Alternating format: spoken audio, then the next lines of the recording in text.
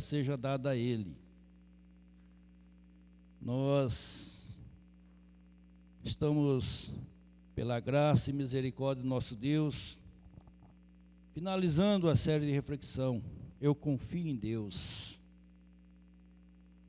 É algo interessante que acontece para nós nessa jornada, nesse preparo, pois muitas vezes as coisas não saem conforme a gente planeja, né?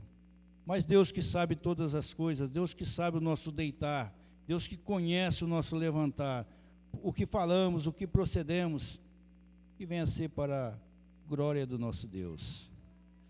Confiar em Deus é sempre que foi mencionado, que foi falado, até parece que é fácil, né? Parece que é simples. E não é, irmãos. Quando está tudo bem, aí é fácil. Até nos esquecemos, nos acomodamos, nos acovardamos e não lembramos de Deus. O nosso desafio é frente às adversidades, frente aos temporais da vida. Aí sim, é onde nós podemos perceber o que é confiar em Deus, o que é depositar essa confiança em Deus.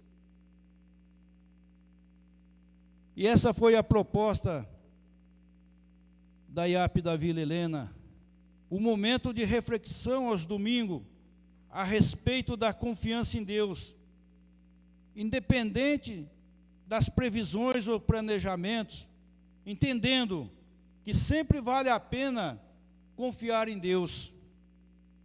E nós falamos que Deus é o nosso protetor. Eu confio em Deus porque Ele é o meu protetor. Com base lá no Salmo 91, aquele que habita no esconderijo do Altíssimo, à sombra do Onipotente descansará. Mas será isso mesmo? Temos essa confiança? Foi o que foi falado, foi o que foi demonstrado para nós. E também falamos, eu confio em Deus porque Ele é bom. Essa parte é boa, né? Salmo 118, louvai ao Senhor, porque Ele é bom, porque a sua benignidade é para sempre. Ah, se não fosse o Senhor, o que seríamos de nós? Seríamos estragados, seríamos massacrados. Mas o Senhor, em sua bondade e misericórdia, nos tratou, nos cuidou. E também nós ouvimos, presenciamos aqui, eu confio em Deus, porque eu tenho esperança. No Salmo 84, quão amáveis são os teus tabernáculos, Senhor dos exércitos. Aonde nós vemos o salmista que fala, é preferível um dia na casa do Senhor do que 1000 em outros lugares. Na teoria, é muito bonito. E na prática, realmente somos confiantes em Deus? Mas hoje, nós vamos falar, eu confio em Deus porque Ele nunca me abandonou. Podemos notar pelos louvores cantados que expressou exatamente isso aí. Na leitura feita na introdução, o cuidado de Deus para conosco em todos os momentos. Nós não éramos aceitos a Israel, nós éramos fora da comunidade, mas em Jesus Cristo nós fomos aceitos. O sacrifício de Jesus por nós foi um só. E hoje nós vamos ver esse belíssimo salmo de Davi, composto por Davi, né? E o verso 1 e o verso 2, vamos repetir ele. Senhor, Meu Deus, eu confio em ti. Salva-me de todos que me perseguem e livra-me, para que ele não arrebate a minha alma como leão, despedaçando-a sem que haja quem a livre. O Salmo 7, ele começa com o salmista clamando a Deus em busca de um livramento quanto àqueles que estavam lhe perseguindo. Nós podemos notar que, embora o salmista estivesse cantando por livramento, ele se refere ao socorro do Senhor como uma realidade certa. Ele enxerga no Senhor seu único refúgio para ser preservado de seus inimigos que estavam caçando como as feras selvagens caçam as suas presas. O salmista compara o seu inimigo a um leão. Não era diferente naquele tempo de Davi. Ele próprio tinha conhecimento do poder destrutivo, porque ele cuidava das ovelhas de seu pai, antes de ser ungido a rei.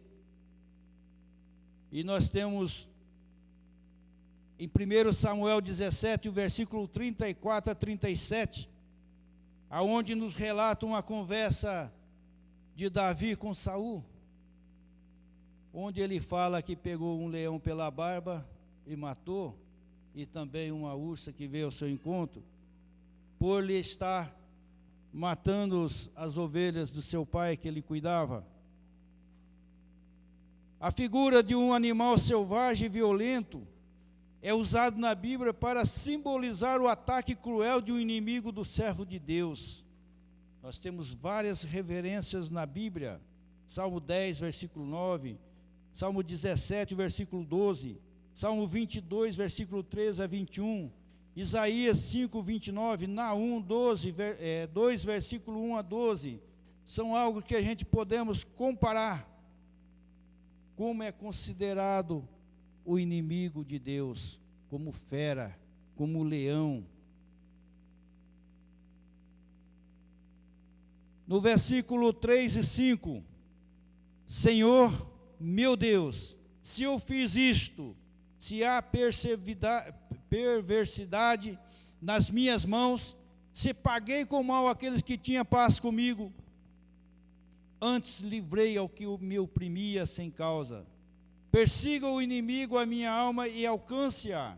Calque aos pés a minha vida sobre a terra e reduza a pó a minha glória. Davi dá uma pausa aqui. Davi se coloca sob julgamento. Ele declara a sua inocência, apelando para a justiça de Deus.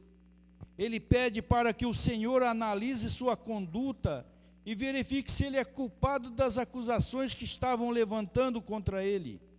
Caso fosse culpado, ele estava disposto a ser disciplinado como castigo por seus erros. É importante nós entendermos que Davi não estava afirmando ser implacável, ser o bom cristão, ser o santão.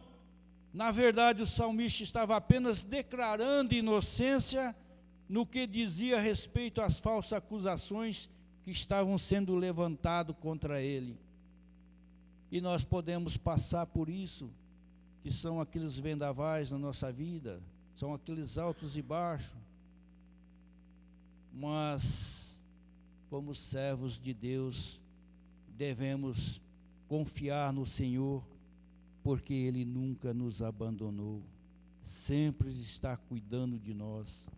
No versículo 6 a 13, levanta-te, Senhor, na tua ira, exalta-te por causa do furor dos meus opressores, e desperta por mim, para o juízo que ordenaste. Assim te rodeará o ajuntamento de povos, por causa deles, pois volta às alturas. O Senhor julgará os povos. Julga-me, Senhor, conforme a minha justiça e conforme a integridade que há em mim. Tenha já fim a malícia dos ímpios, mas estabeleça-se o justo, pois tu, ó justo Deus, prova os corações e os rins. O meu escudo está com Deus, que salva os retos de coração. Deus é um juiz justo, um Deus que se ira todos os dias. Se o homem se não converter, Deus afiará a sua espada. Já tem armado o seu arco e está aparelhado. E já para ele preparou armas mortais, e porá em ações as suas setas inflamadas contra os perseguidores. Davi recorreu ao Senhor. Ele sabia que Deus é o justo juiz, que julga as causas de seu povo. Deus é o juiz de toda a terra, que faz justiça de forma absolutamente reta e perfeita. Podemos voltar um pouquinho na história, na conversa de Abraão com Deus, onde Abraão intercedia por Ló. Gênesis 18, no versículo 25, Abraão fala assim para o Senhor: longe de ti que faça tal coisas, que mate o justo com o ímpio, que o justo seja como o ímpio. Longe de ti seja, não faria justiça o juiz de toda a terra. Davi tinha plena convicção que podia confiar no Senhor. Acredito que esse salmo, essa belíssima canção de Davi, ele tenha vasculhado os escritos da palavra de Deus para fazer tal colocação, pois a sua confiança em Deus era imensa. No verso 6, o salmista diz: levanta-te, Senhor, na tua indignação ou ira, mostra a tua grandeza contra a fúria dos meus adversários, e desperta-te em meu favor, segundo o juízo que designaste. Levanta-te, Senhor.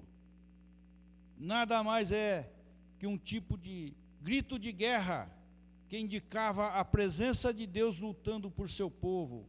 Temos essa referência em Números 10, versículo 35. Era, pois, que partindo a arca, Moisés dizia: levanta-te, Senhor, dissipados sejam todos os seus inimigos, e fujam diante de ti os aborrecedores. O salmista pede que Deus age em seu favor. Ele pede que a perversidade de seus inimigos seja desmascarada e interrompida. Ao mesmo tempo, ele roga para que Deus o justifique. Davi sabia que era inocente naquela situação, e por isso amparava na justiça de Deus, que discerne todas as coisas com perfeição. Deus não confunde o justo com o ímpio. Isso explica a sua declaração: Deus é o meu escudo, Ele salva os retos de coração. Deus é o justo juiz, Deus que se sente indignação todos os dias. Davi não considerava o juízo divino como uma mera possibilidade, mas como algo certo e já designado. O Senhor é absolutamente justo e não deixa o pecado impune. Então, o juízo de Deus sobre todos os impenitentes é inevitável. Sua ira e indignação contra o mal é constante. Davi sabia que poderia haver mudança se o homem converter de seus maus caminhos. Apoiado nessa verdade, o salmista nutre seu desejo pelo triunfo da justiça. No versículo 14 a 17, eis que esse está com dores de perversidade, concebeu trabalhos e produzirá mentiras, cavou um poço e o fez fundo, e caiu na cova que fez. A sua obra cairá sobre a sua cabeça, e a sua violência descerá sobre a sua mioleira. Eu louvarei ao Senhor segundo a sua justiça, e cantarei louvores ao nome do Senhor Altíssimo. É importante nós vermos que o pecado ele traz um peso, e o ímpio sente o peso de seu próprio pecado. Davi, antes de concluir o Salmo 7, ele faz uma referência do princípio da justa retribuição. O ímpio colhe o que planta, ele planta pecado e colhe destruição. O pecado que é gerado nele recai nele mesmo. Os ímpios concebem o pecado, e uma vez concebido, esse pecado é motivo da sua própria ruína.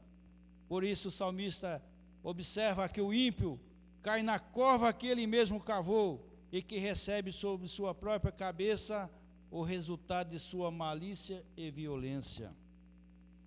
Nós podemos lembrar a história de Amã no livro de Esther. Ele queria matar Mardoqueu a qualquer custo, mas no final, o preço pelo seu pecado foi a sua própria vida. Ele acabou enforcado na própria forca que ele construiu para Mardoqueu. O apóstolo Paulo também nos deixa esse claro conceito aos Gálatas 6, versículo 7. Não erreis. Deus não se deixa escarnecer, porque tudo o que o homem semear, isso também ceifará. Mas, contudo, muitas vezes o ímpio parece passar por essa vida terrena sem o preço por sua perversidade ser cobrado. Mas jamais devemos nos enganar. Quanto a isso, Deus, em seu infinito amor, espera o arrependimento, espera a conversão, porque a retribuição divina não falha. Haverá um dia em que ninguém escapará de comparecer diante do justo juiz. Isso já aconteceu comigo, aconteceu com vocês, todos aqueles que se chegaram a Jesus Cristo e aceitou Ele como Salvador de suas vidas, como Senhor de suas vidas, passou por esse processo. Deus não irá destruir, mas irá contemplá-lo com a vida eterna, para aqueles que seguirem Jesus até o fim de sua jornada. Por fim, o salmista encerra o Salmo 7 com uma declaração de louvor. Ele rende graças ao Senhor, não pela ruína do ímpio, mas pelo fato de que a justiça de Deus prevaleceu. O que fazia o coração de salmista se alegrar não era a contemplação de uma vingança pessoal sendo executada, mas a contemplação da manifestação da justiça divina que não deixa o pecado impune. Das muitas lições que podemos tirar desse salmo, vamos destacar apenas duas. A primeira, devemos recorrer aos cuidados do Senhor, porque somente Deus é o nosso protetor. Deus cuida de nós, é Ele que nos guarda. Deus é bom o tempo todo Deus é bom. Sua bondade e misericórdia de geração a geração. Deus enche o nosso coração de esperança. Foi assim com Davi, um Deus justo e fiel. Assim será conosco, não importa a circunstância. Deus, é soberano. A segunda lição, Deus é um justo juiz. A exemplo de Davi, não podemos fazer juízo por conta própria, seríamos levados ao fracasso. A nossa justiça é como trapo de imundícia. Falhamos, murchamos como folhas que morrem, mas a justiça de Deus é infalível, é inegociável, não é corrompida, ela é impossível de subornar, ela não trata com injustiça. Devemos estar cientes que, além de definir a destruição dos ímpios, Deus avisa: se o homem não se converter, Deus afiará a espada. Davi sabia disso, por isso ele louva ao Senhor, e nós também devemos confiar no Senhor, porque Deus nunca nos abandonou. Deus nos amou de tal maneira que entregou seu Filho a nosso favor, para morrer a nossa morte, para que nós tenhamos vida e vida com abundância. Que nós possamos recorrer sempre à justiça de Deus, entregando aquele que nos oprime, orando por aqueles que nos perseguem. Isso é um sinal que estamos no caminho certo. Se tiver tudo bem, irmão, ore, porque algo não está bem. O Evangelho de Jesus Cristo é radical. Ele é tremendo em avisar. No mundo tereis aflição. Se tiver tudo legal, tudo na paz, Jesus está vindo. Devemos firmar cada vez mais na presença do Senhor. Olhar para os ensinamentos da Bíblia Sagrada. É ela que nos conduz a Jesus Cristo. É por ela que conhecemos Jesus, o nosso Salvador, o nosso Deus presente, aquele que nos guarda, aquele que nos livra de todo mal. Convido a igreja para orar. Amém? Soberano Deus, Pai eterno, que possamos seguir em frente, Senhor, confiados nas Tuas promessas, que breve Tu virás a nos buscar. Entregamos a Ti o nosso viver, a Tua justiça, Senhor, para que a seu tempo possamos ser moldados por Ti, para que a seu tempo, Senhor, possamos ser a luz que precisa brilhar, a voz que precisa falar. O Teu amor é imenso, Senhor, e preenche cada lugarzinho do nosso ser. Por isso nós Te adoramos e Te agradecemos, Senhor, pelo Deus que é em nossa vida, aquele que nunca nos abandonou. Obrigado, Jesus. Amém.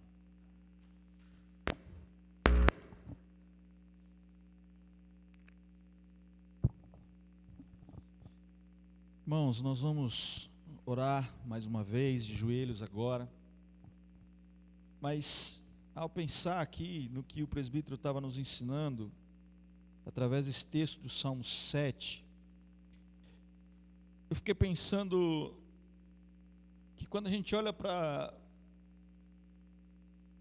10 dos versos que ali estão contidos, esses 10 versos falam de justiça, falam de Deus justo, falam de um juiz que é aquele que fará alguma coisa em favor do povo que segue sendo fiel a Ele. E a gente pode até pensar assim, puxa vida, mas eu acho que esse salmo aí não tinha muito a ver com Deus nunca me abandonou. Só que a gente não pode esquecer que quando a gente olha para os salmos, a gente tem sempre uma certa característica de escrita, é uma música. E na característica do judeu escrever uma música, ele usa sempre o meio da música para falar da realidade em que vivem. E a realidade de Davi ali, principalmente a realidade dos primeiros salmos do livro de Salmos, é de batalha constante, briga, guerras constantes. Essa é a realidade. Por isso, muitos dos versos ali contidos falam do justo juiz, que um dia agirá. Mas se você prestar atenção, assim como todos os salmos, ele começa com o que mais importa e ele termina com o que mais importa. Senhor, eu confio em Ti. E ele vai terminar dizendo: eu cantarei a Ti. Eu encherei a minha boca de júbilo, porque o Senhor é o Deus que cuida de mim. Eu posso confiar em Ti. A diaconisa Kátia lê aqui o capítulo 8 de Romanos, quando inicia a direção desse culto. E o livro 8 de Romanos tem como ponto central uma pergunta: o que nos separará do amor de Deus? E ali o texto vai dizer: nada nos separará do amor de Deus. Nem a morte, nem a vida, nem o alto, nem o baixo, nem a distância, nem o agora, nem o passado, nem o que ainda vai vir, nada me separará do amor de Cristo. Aí você fala assim, cara, mas para onde a gente vai? Puxa, a gente pode pensar naquilo que Deus faz pelo seu povo, aquele povo que o pastor Adelino nos falou no Salmo 7, o povo de Judá. 2 profetas, Isaías e Jeremias. Isaías é o profeta que, quando começa o seu texto, é extremamente duro com o povo, porque Deus está dizendo assim: eu não aguento mais o cheiro dos sacrifícios que são queimados, eu não suporto, eu tenho nojo dos sacrifícios, porque vocês pecam e sacrificam, e pecam de novo e sacrificam, e pecam de novo e sacrificam. Vocês não mudam a atitude, vocês continuam sacrificando, pecando e sacrificando. Eu não aguento mais isso. O profeta Jeremias é aquele que, como estamos estudando, claramente diz: eu não aguento mais. Deus dizendo: eu não aguento mais o pecado de vocês, vocês não me ouvem. Mas sabe o que é louco? Capítulo 49 de Isaías, Deus diz assim: sabe quando uma mãe pode esquecer um filho? Você já conseguiu imaginar uma mãe que esquece o filho ainda enquanto mama?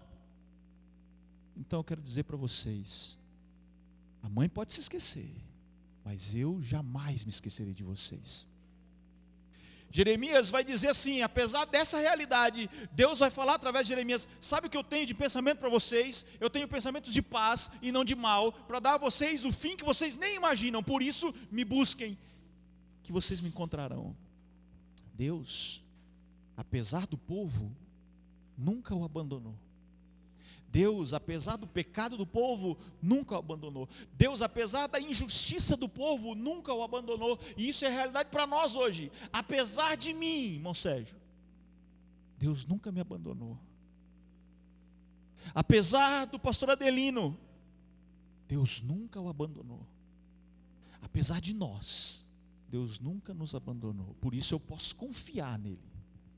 Eu posso confiar. Porque por mais que eu me afaste, Ele estará sempre disposto a nos pegar de volta nos braços.